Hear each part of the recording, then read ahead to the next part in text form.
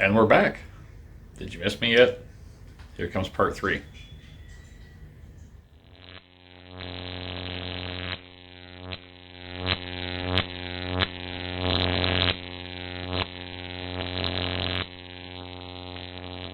Alright, so I went and found the junk pan in the kitchen that we could sacrifice for car parts.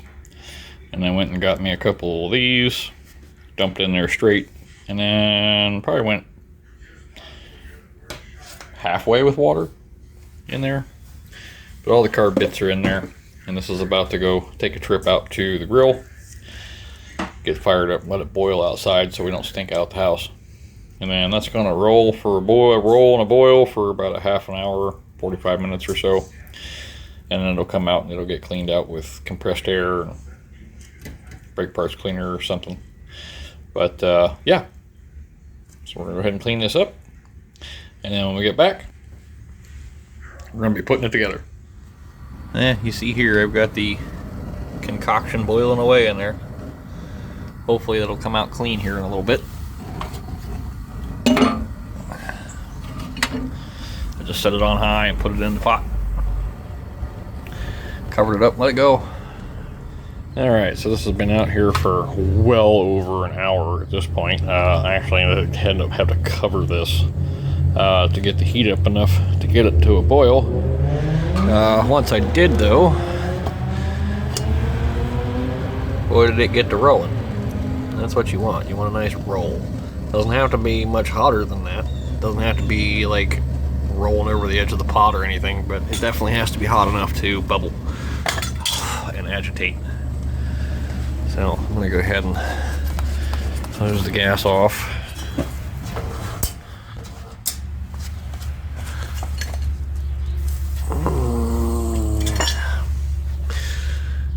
And I should be looking at some fairly clean stuff in there. I'm going to go ahead and take this downstairs and I'm going to throw it in the sink for my wash basin and get these parts clean. So be right back. Alright, a few things that I usually use for scrubbing stuff like this is just an old toothbrush, little paintbrushes, little cheap paintbrushes, and then of course engine brush stuff. This ought to be fairly hot here. I wish I had a little bit better light for these videos, but we'll get there. Right now, this is what we're dealing with. So I will make the best of it, I promise. If I have to, I'll go unhook the sun I have hooked up over there and bring it over here. It's literally the brightest light I've ever seen. But at anywho, ooh, that's hot. These are definitely still hotter than I was expecting them to be. You know, of course, they've been off the heat for a little while, but ouch. But they did come real clean. Really, all I'm going to do is I'm going to give them a little scrub where the stuff is built up real thick, and we're going to give them a little rinse. Not really a whole lot to this. Big thing's going to be getting all the junk out of the main part when I go to blow it out with air. So let's get the body up out of there. This thing is very dirty when it went in here. You can see this stuff is just peeling right off. Heat is the key to any degreaser, really.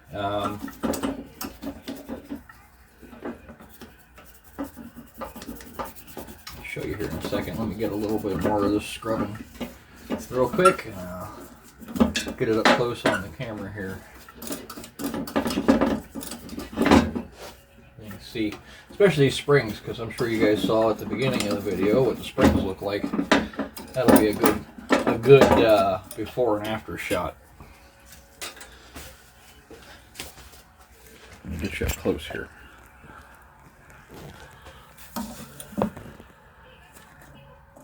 See, them springs came out absolutely spotless, and you can see all of the carbon is just wiping away. So I'm gonna keep at this for a little while, and then we're gonna go take it up, blow it out. All the little holes get blown out with compressed air, and we'll get to putting it back together.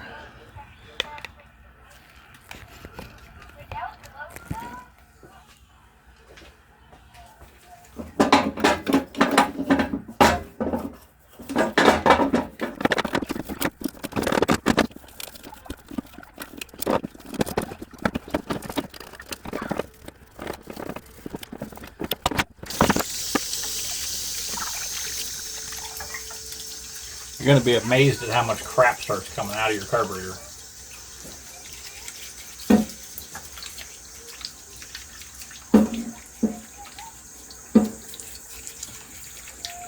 Even ones I've had soaking in the carb buckets, the ones that Berryman Chem Tool makes, where you can soak the whole carburetor in the basket inside the gallon bucket or so. Those also work best when heated up. Where my water pressure just went. I need it back.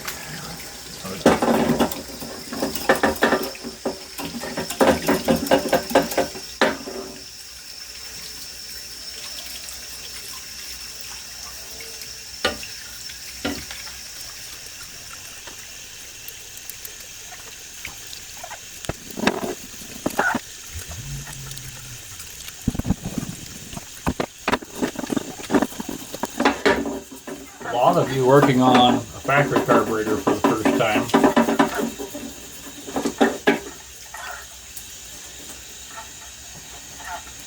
may even notice for the very first time that your carburetor has numbers stamped in it.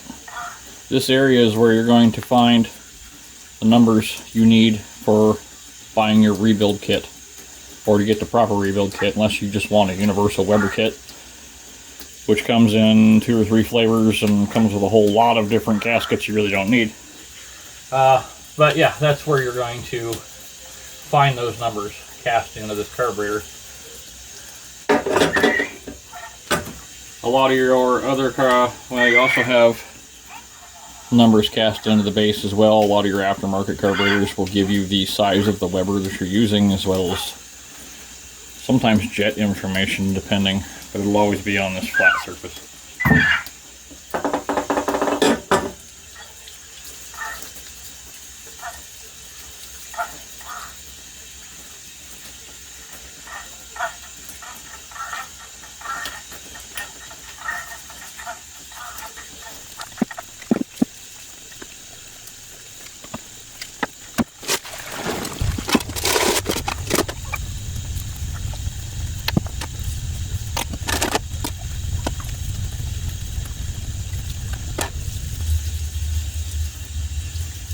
Usually, you wouldn't want to do this, but since this one's dead and I just need it to fill the hole in the bottom and complete the fuel circuit,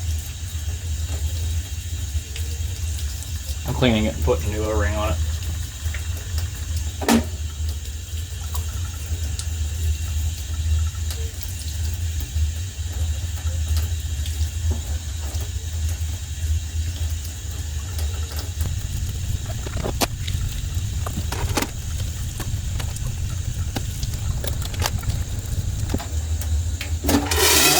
I just got the little bits left in there, so I will finish this up.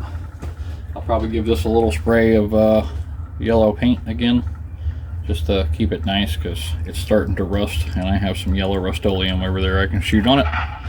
That'll keep it alive for a while, because springs rust and then they break. So I'll get back on this, and I'll see you guys here in just a minute.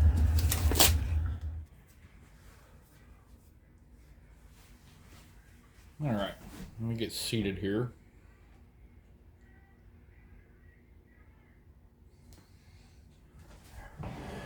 We'll go over putting this thing together. Alright, now the first thing I'm going to show you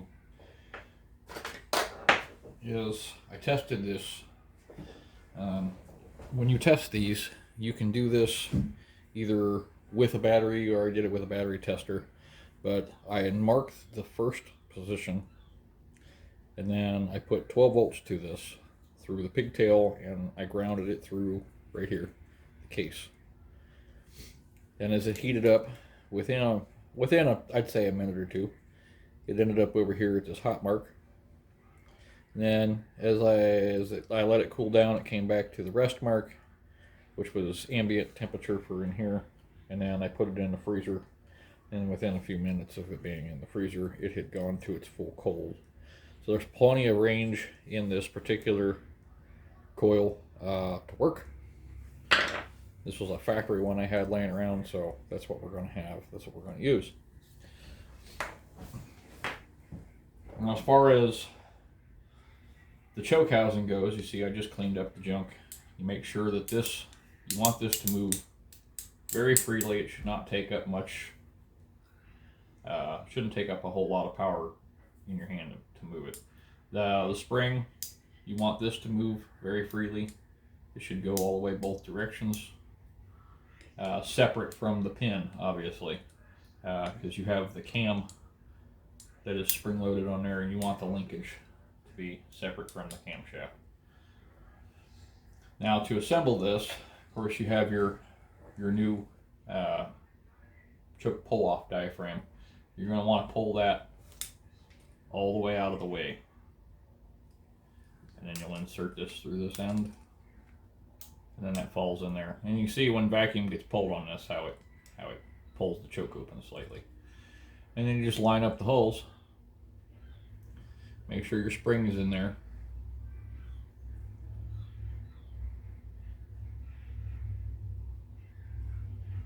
Just like that, and you'll run the screws home.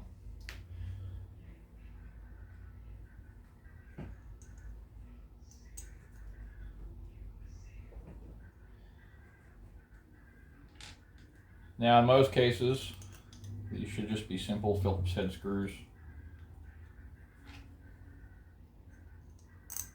Make sure you start them with your fingers first. That way you know you're not cross-threading this, because again, you're threading this into a zinc impregnated aluminum. It's very easy to strip them out.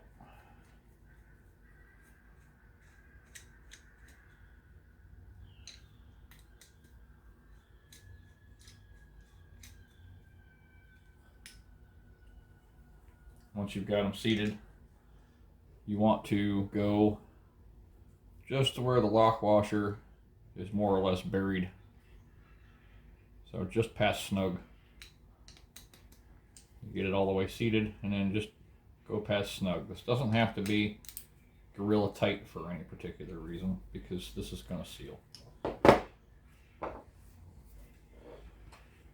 then you want to make sure that you get your plastic spacer. Oh, I'm bumping things. And make sure you get your plastic spacer in there. That has to go line up with 3 tabs. You know it's lined up when it locks right in. And again, you want to make sure that you're not binding on this anywhere. You then need the ground for the choke coil itself. That goes with the bump up. And then remember that bushing I was talking about. This keeps the power from going through the coil and grounding out through the linkage and keeping the coil from working. Make sure that goes on there.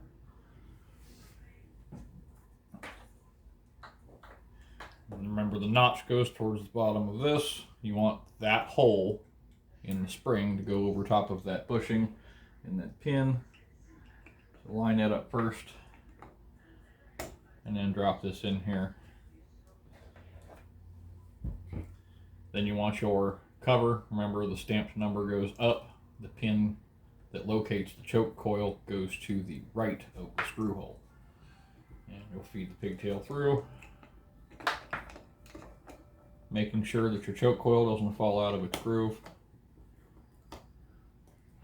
You'll line everything up, and you'll put your 3 new retention screws in, and that'll hold everything in a factory setting.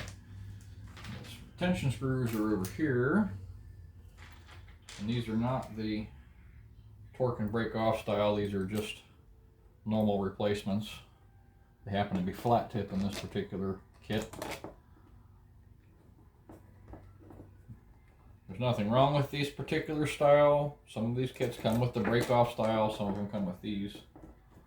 The only difference is you got to have another flat tip. So you have to have another screwdriver in a flat tip style to run them in. However, there's really no way you're going to over torque these to the point where it's going to give you any problems, unless you gorilla torque them and you strip the threads.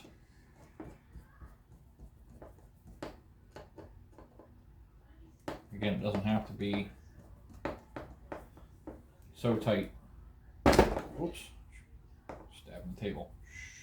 It doesn't have to be so tight that you're slipping out of the screw like I just did. That's pretty much as tight as it goes. Hand tight. That's assembled. You should feel the resistance of the coil in there, and everything should snap back as it's, you know, this is 100% done. Now, you know everything is functioning, you can set this aside. You will have to remove the faceplate again to put this back on, but now you know that the choke works. And if you wanted to test this, you would simply ground to here or ground to here. As a matter of fact, actually, it's best to ground to here to make sure that this is working. Run 12 volts to it, and you should be able to watch this move. If it's working, it'll move. And then as it cools, it'll go back down. So there's a reason why you'd want to pre-assemble this before you put it on the carburetor. But at any rate, that's ready to go, and it's been tested. The only other thing that you could do at this point would be to run the choke to the full closed position and put a little vacuum on this and see if it pulls that open ever so slightly. So that'd be the last thing you could test on your choke. But either way, this is ready to go. We'll be installing the linkage bushing in here. The way the linkage goes into these carburetors, it goes in something like this. So you want the bushing to come in from the back. These bushings have a little slot that locks in there. As this goes in, you'll see it can snap up into that bushing a little further. It will not go up this way. So they are directional. I want to make sure that they're in a position where when you snap the rod back in, this actually snaps in and locks in place. That's what holds this whole thing together. So again, you're going to want to install it from the back. It's tricky sometimes, especially if you've got shaky fingers. Sometimes you can use a pick like so to kind of help guide it in there.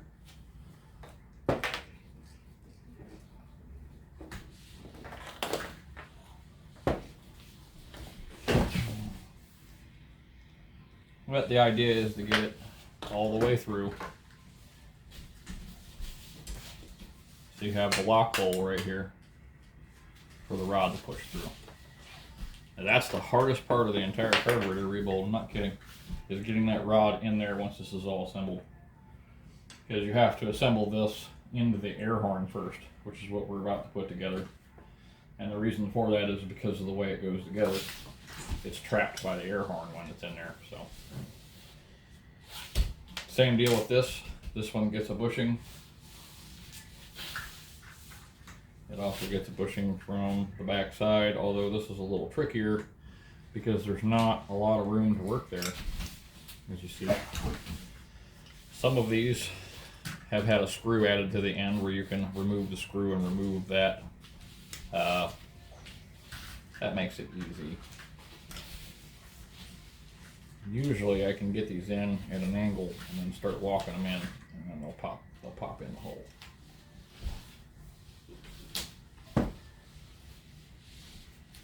Again, it's not fun to do. I may fight with this one a little bit longer than needed.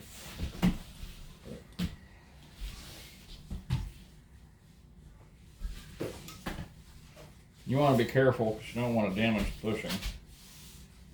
Because this is what holds it all together. You also don't want to poke yourself in the finger, so be careful.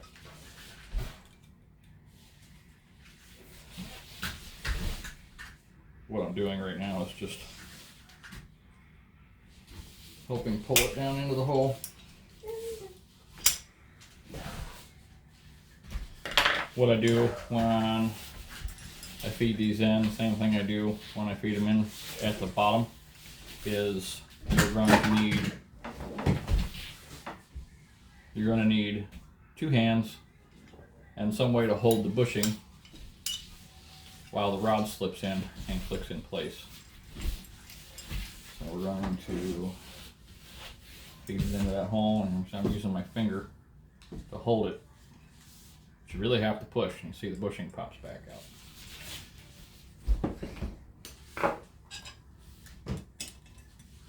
Some cases all it takes is a flat tip screwdriver. You see now it's locked in there. Now the fun part comes when we go to meet these two together, and it's all together inside there.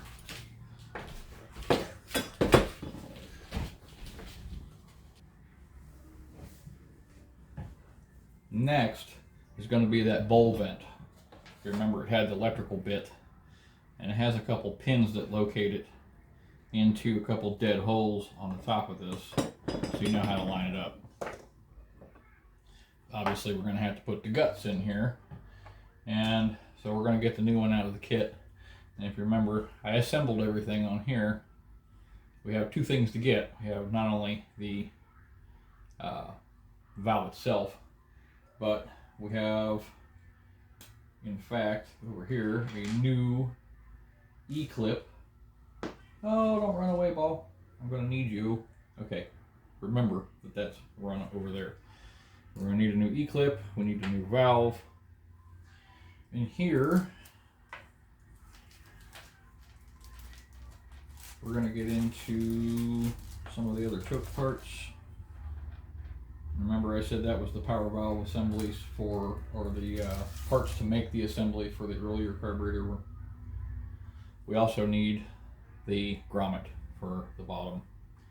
And you always want to compare them to make sure they're relatively close. Sometimes these will have a weird step in them and they won't seal all the way. And you'll either have to cut them off or you got to get a different kit.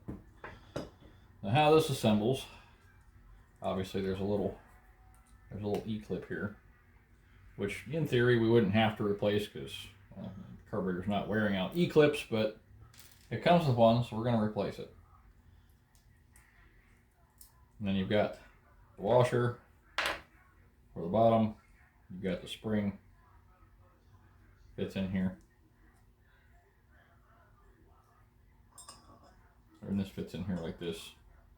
And the spring goes in from the bottom. That's correct. Yeah, the spring goes in from the bottom. So what we're going to do is we're going to take your old bits, we're going to take the new bits, reverse removal, we're going to line it up, we're going to turn it until we get the 3 screw holes lined up, and we end up with the dowel holes lined up.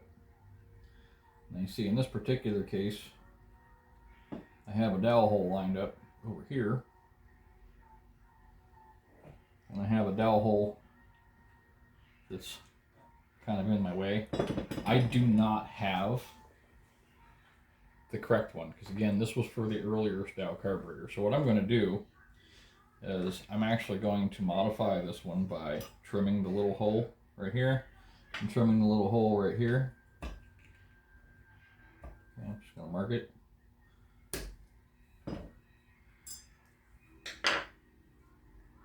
I'm going to make a little slot in it with the hobby knife. And again, if you get the right carburetor kit, you won't have to do this,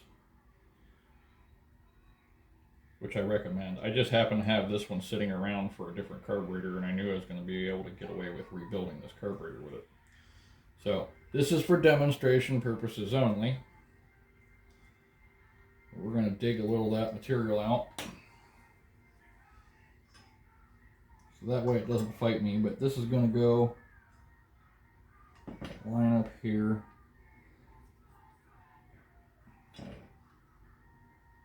Actually, here. Did I screw that up? No, I didn't screw that up. Double checking. I want to make sure I wasn't lining up the wrong holes. Nope. I was lining up the right holes. Alright. So I'm going to drop that down where it sits. You can run the 3 screws into the top of it. I believe are these ones here.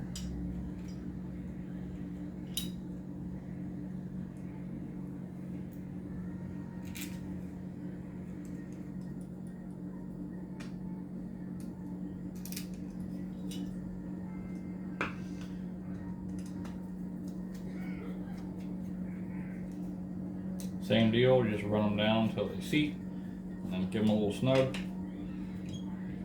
Your screwdriver shouldn't be popping up out of the top of them. There's no need for them to be that tight. Okay, so that's all done. You now have the spring. Get it in here right, the fat side goes down. They're tapered. It seats on that little washer. It goes down like so. Drops down below the little line right here on the valve, and that's where the E-clip sits. Slide the E-clip in there.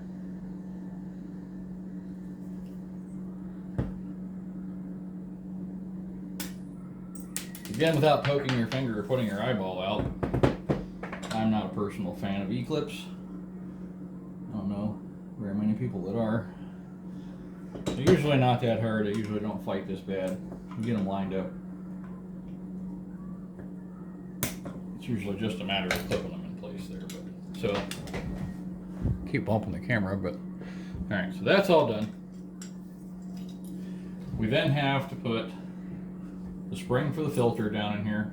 Make sure that is in there. Make sure you have the long filter and the inlet hole goes towards the fuel line. So down in there, and then start this by hand. Run it in there after you cleaned it up. Make sure there's no debris.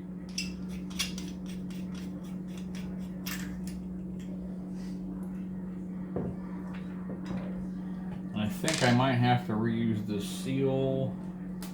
I think this seal is not correct. It might be a little tight. We're going to try it. We're going to try the new seal. Oh.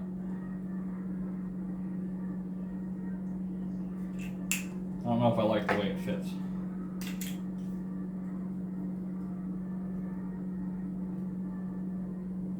Okay, I actually like the factory seal right here, the filter better. It fits the collar better. And you're going to run it down until it seats tight. And you're going to grip the air horn. You can have a wrench that fits this, or you can have a pair of pliers that fits this. At any rate, you're only going to go slightly snug.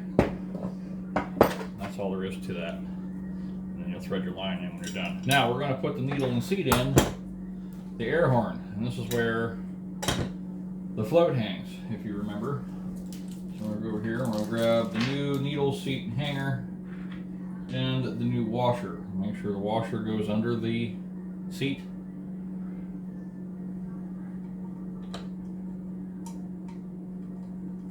You thread your seat down into the air horn like so.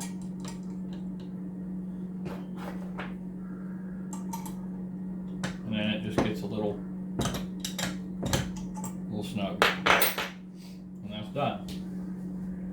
Now, here comes the fun part, putting the little hanger on. Same thing with the E-clip, like the E-clip. There's a groove on the needle just below that little ball at the top that snaps into, and then this hangs on your float. Okay, see? You have that little tab in the middle. This little tab in the middle here And this little tab here are how you adjust the height up and down on the float. And now we got to find the pin that we cleaned up, cross pin. And on one side of this air horn, you'll notice where the cross pin goes in, it's split, and the other side is not.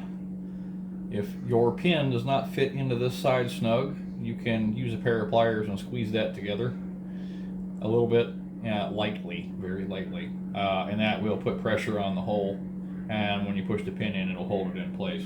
That's to keep the pin from walking back and forth in there. But what you're going to do is you're going to take the needle and you're going to very carefully line it up with the seat, and you're going to drop it in place. You're going to line up the holes. You're going to take this pin,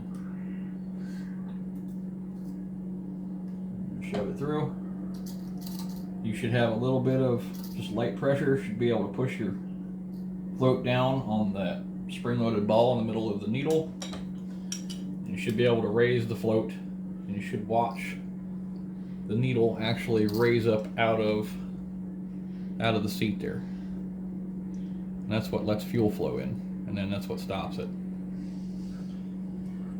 For the most part, I believe that is done. At this point, we can set that aside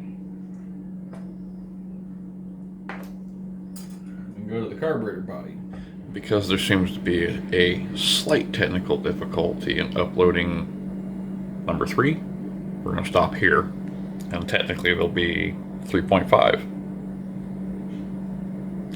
At any rate, the editing software, which I am now going to cancel and get another one, is giving me yet another problem on a big video. So we're going to end it here. I'm going to split it, and this 4-part series is now going to be a 5-part series. Stay tuned.